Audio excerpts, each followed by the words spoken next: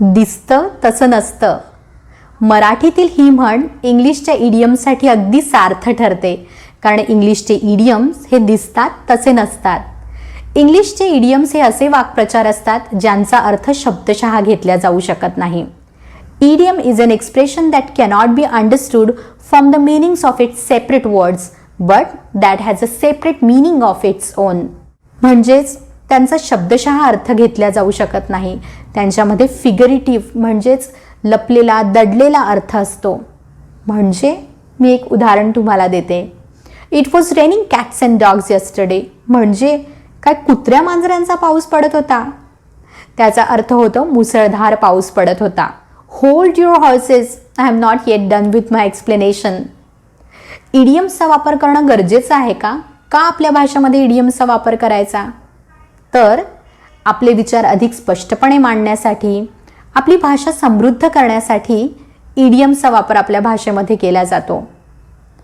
इडियम्सच्या वापरामुळे आपली भाषा अधिक स्मार्ट, इम्प्रेसिव्ह आणि फ्लुएंट भासते.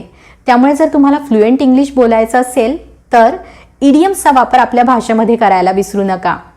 हॅलो एव्हरीवन, मी आहे आरती. तुम्ही बघत आहात इंग्लिश बूस्टर्स विथ आरती, जिथे इंग्लिश बूस्ट करता येतं मराठीतून. वेल गाईज, आजच्या लेसनमध्ये आपण बघूया काही इंटरेस्टिंग इडियम्स ज्या मला फार आवडतात आणि मी नेहमी आपल्या भाषेमध्ये वापरते. Let's get going. पहिली इडियम आहे Apple of once I.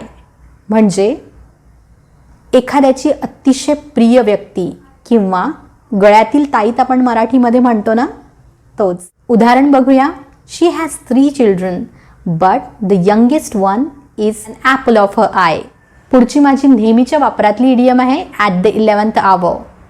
At the 11th hour म्हणजे अगदी शेवटच्या क्षणी, ॲट द लास्ट मोमेंट. चला उदाहरण बघूया. While going for Shimla, Anay kept his mobile phone charger in the bag at the 11th hour. शिमल्याला निघताना अनयने त्याचे मोबाईल फोन चार्जर अगदी शेवटच्या क्षणी आपल्या बॅगमध्ये टाकले. बटरफ्लायज इन माय स्टमक म्हणजेच एखाद्या वेळी जेव्हा तुम्ही नर्वस फील करत असता तेव्हा तुमच्या पोटात कसं तरी होतं. जेव्हा तुम्ही चिंताग्रस्त असता किंवा खूप एक्साइटमेंटमुळे पोटात कसं तरी होत असतं, तेव्हा तुम्ही म्हणू शकता I have butterflies in my stomach. चला याला एका उदाहरणात बघूया. Ridhima had butterflies in her stomach before she went on the stage to play violin. Ridhima आपला वायलिन प्ले करण्याचा परफॉर्मन्स स्टेजवर देण्याच्या आधी खूप नर्वस फील करत होती. Costs an arm and a leg, something that is very expensive or overpriced. म्हणजेच एखादी गोष्ट जी खूप महागडी आहे, एक्सपेन्सिव्ह आहे. चला उदाहरण बघूया. Do you like my new bag? It cost me an arm and a leg. काय तुला माझी नवीन पिशवी आवडली? ती मला खूप महागात पडली आहे. ब्लो युअर ओन ट्रम्पेट म्हणजे स्वतःचं गुणगान स्वतःच करणे, स्वतःबद्दल खूप काही सांगत सुटणे. म्हणजेच blow your own trumpet. If you blow your own trumpet means you tell people how good you are, how successful you are. चला उदाहरणात बघूया. She always blows her own trumpet म्हणजेच ती स्वतःबद्दल स्वतःचं गुणगान सतत करत असते. म्हणजेच म्हणतो ना आपण हिंदीमध्ये Dinge हाकना, तशासारखं. It's like a horse म्हणजे खूप खाणे, अगदी अधाशासारखं खाणे. Wien you eat like a horse you eat a lot. चला उदाहरण बघूया. He is thin but he it's like a horse. तो बारीक असला तरी खूप अधाशासारखा खातो, खूप खातो. चुकूनही ही इडियम कोणासाठी वापरू नका. हे एक फक्त उदाहरण आहे. A hard nut to crack म्हणजे सोडवण्यासाठी कठीण प्रश्न किंवा एखादी व्यक्ती जिच्यासोबत डील करणं फार कठीण होतं, तेव्हा तुम्ही म्हणू शकता she is a hard nut to crack. म्हणजेच तिच्यासोबत कसं वागावं काही कळत नाही. दुसरं उदाहरण बघूया. The third question in the examination was the hard nut to crack म्हणजेच परीक्षेत आलेला तिसरा प्रश्न सोडवण्यासाठी अतिशय कठीण होता. Sells like hot cakes. If something sells like hot cakes it sells very fast. म्हणजेच एखादी गोष्ट गरम गरम असेल तर तुम्ही दुकानात जाऊन पटापट विकत घेता ना, त्याच पद्धतीने जर एखादी गोष्ट पटापट विकल्या चालली असेल तर तुम्ही म्हणू शकता it's selling like hot cakes. चला उदाहरणात बघूया. More than 5,000 cars sold so far. The new model is selling like hotcakes.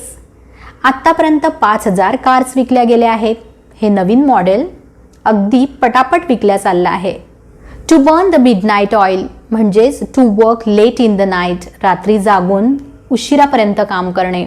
उदाहरण बघूया. I had to burn midnight oil for my promotion. माझ्या बढतीकरिता मला रात्री जागून उशिरापर्यंत काम करावे लागले. It takes two to tango. Only one person usually isn't the only responsible party.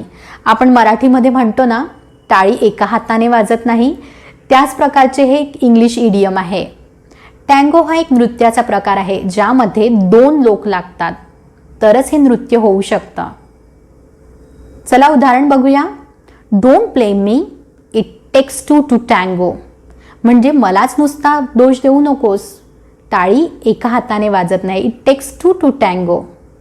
Once in a blue moon म्हणजेच व्हेरी रेअरली, कधी कधीच, क्वचित. चला एक्झाम्पल बघूया. I don't know why she bought that music system. She uses it once in a blue moon. मला माहीत नाही तिने ते म्युझिक सिस्टम का विकत घेतलं, कारण ती त्याचा वापर कधी कधीच, क्वचितच करते. I go to the cinema once in a blue moon. When there is a film I really want to watch. म्हणजेच मी सिनेमा हॉलमध्ये क्वचितच जाते जेव्हा एखादा असा चित्रपट असतो जो मला खरंच पाहायचा असतो. बीट अराउंड द बुश म्हणजे to talk around the subject without getting to the point. एखादी तुमची मैत्रीण आहे आणि तिला काहीतरी तुम्ही विचारलं तेव्हा ती सगळी हिस्ट्री मागची पुढची सांगते, पण तुम्हाला जो पॉईंट माहिती करून घ्यायचा असतो तोच ती सांगत नाही. तेव्हा तुम्ही तिला म्हणू शकता, don't beat around the bush, come straight to the point. म्हणजेच इकडचं तिकडचं पाल्हाळ काही सांगत बसू नकोस, सरळ मुद्द्यावर ये. फिश आउट ऑफ वॉटर म्हणजेच अगदी अवघडल्यासारखे वाटणे, अस्वस्थ वाटणे. एखाद्या नवीन ठिकाणी गेल्यावर तुम्हाला असं वाटू शकतो. एखादा मासा कसा पाण्यात असताना अगदी सहज असतो, कम्फर्टेबल असतो, पण पाण्याच्या बाहेर तो अगदी तडफडत असतो, अस्वस्थ असतो. त्याप्रमाणे जेव्हा आपण आपल्या आपल्या वातावरणात राहतो तेव्हा खूप आपण कम्फर्टेबल असतो, पण अचानक जर एखाद्या नवीन ठिकाणी गेलो तर आपल्याला अगदी सहज वाटत नाही, अस्वस्थ वाटतं आणि अवघडल्यासारखं वाटतं. चला उदाहरण बघूया. I felt like a fish out of water at my new school. मला माझ्या नवीन शाळेमध्ये अगदी अवघडल्यासारखं वाटत होतं. When Ram first move to the big city from a small village he was like a fish out of water. जेव्हा राम छोट्याशा खेड्यातून मोठ्या शहरामध्ये गेला तेव्हा तो खूप अस्वस्थ, अवघडल्यासारखा होता. He was like a fish out of water. Face the music म्हणजेच फेस द रियालिटी, सत्याला सामोरे जाणे. Rita asked her son not to run away from the problem but just face the music once. रीताने आपल्या मुलाला समस्येपासून दूर पळण्यापेक्षा सत्याला सामोरे जाण्यास सांगितले. आय होप आजच्या ह्या सगळ्या इडियम्स तुम्हाला आवडल्या असतील. फ्लुएंट इंग्लिश बोलण्याकरिता ह्या सगळ्या इडियम्स आपल्या भाषेमध्ये वापरण्यास सुरुवात करा. Till then keep learning, keep practising. Happy learning. Bye bye.